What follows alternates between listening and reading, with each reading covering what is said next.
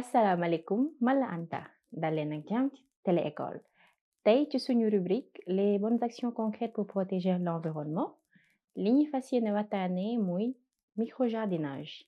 bu ngeen taxeeloo tuuti ñu gën ko yaatal.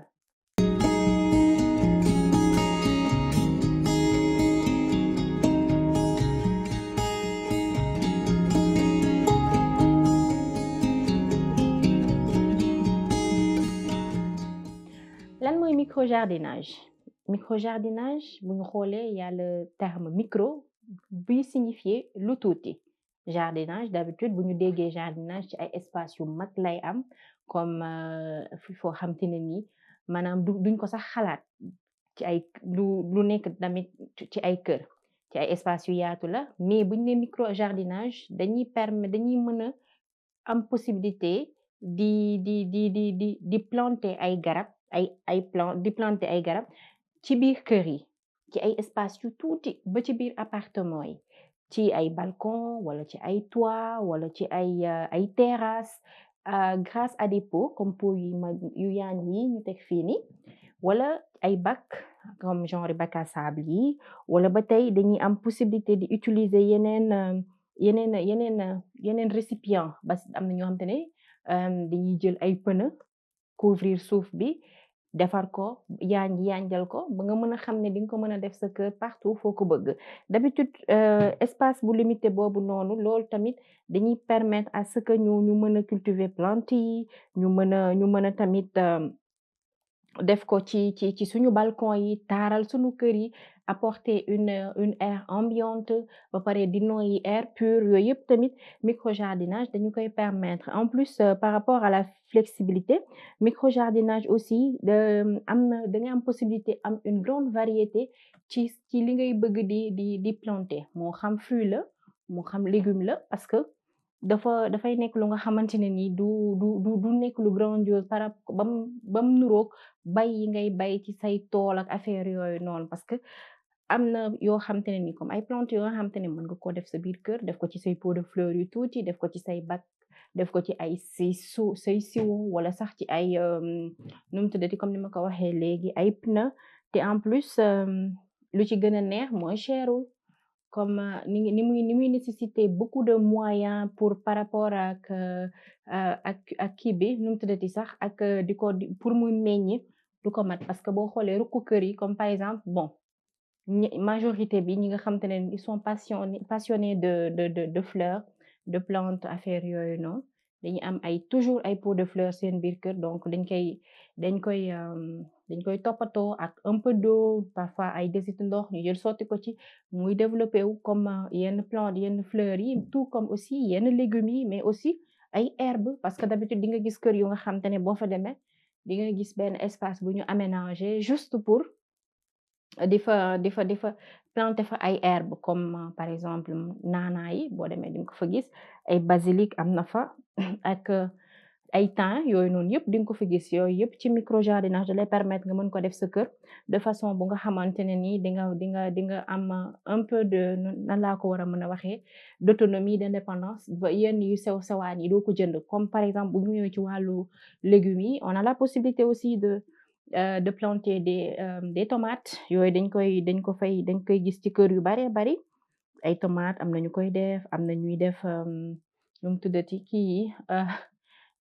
tomate ak kii comment dirais-je fàtte naa tur bi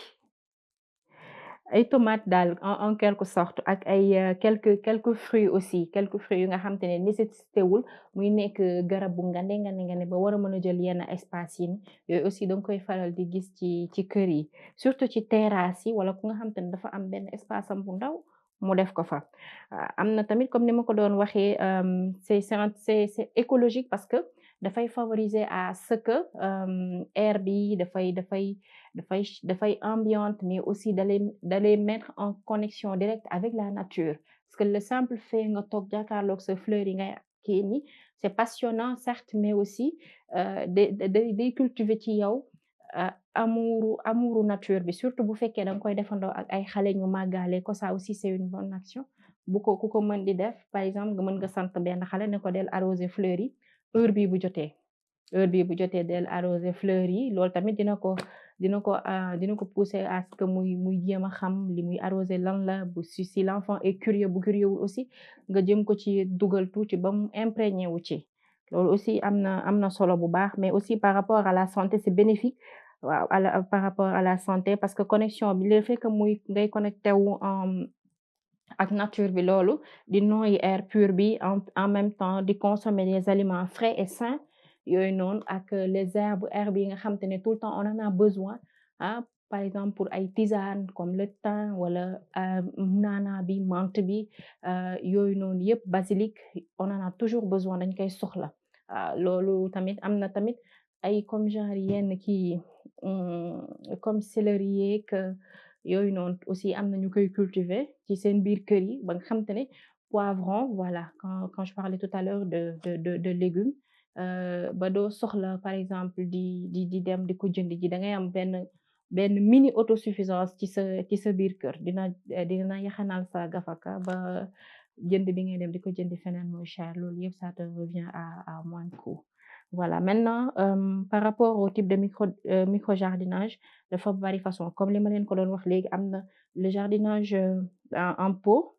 am na aussi yi nga xamante ne fi nga koy def mooy ci pot yu ndaw yi yu yanj yi, peu importe pot bi nga am mën nga ko si def. Mais aussi mën nga ko def ci ay bac. Am na aussi le jardinage en jardinière, ñu naan ko le jardinage qui consiste à cultiver des plantes dans des jardins ou des bacs, mooy bac yooyu day parfois moom mën na toll ni gudd, yaatu, mën na nekk lu yam aussi. Loolu tamit dañ koy utiliser lu baree bari pour jardinage bi, ak le jardinage sur balcon comme ni ma leen ko waxee léegi, espace yi nga xamante ne mën nga ko utiliser pour mën fa def sa micro jardinage. Balcon yi bu ngeen xoolee d'habitude am na balcon yi nga xamante ne ni dañuy def ay pots de fleurs yoo xamante ne dafay lang, mais c'est relié, c'est bien relié ci muru balcon bi ba nga xamante ne du wadd. Mais aussi loolu tamit dafay taaral aspect esthétique bi mu lay indil, mais aussi aspect environnemental bi, yooyu yëpp am na solo. Donc si on a la possibilité de le faire ñu def ko, parce que tamit kii sa am say pot de fleurs di ko arroser muy taaral sa kër, di la indil une air ambiante, ngay am aussi nu mu tuddati oxygène, di noyyi air pur, loolu tamit baax na. Même dans les ci biir coin kër yi yooyu yëpp boo fa mënee def sa fleur tamit c'est top. Mais aussi am na jardinage sur toit ci mur bi, comme par exemple fii nii fleur rampante yi ngay gis nii, par exemple ay lianes nga xamante ne day law di dem, yooyu aussi c'est possible de le faire. Am na aussi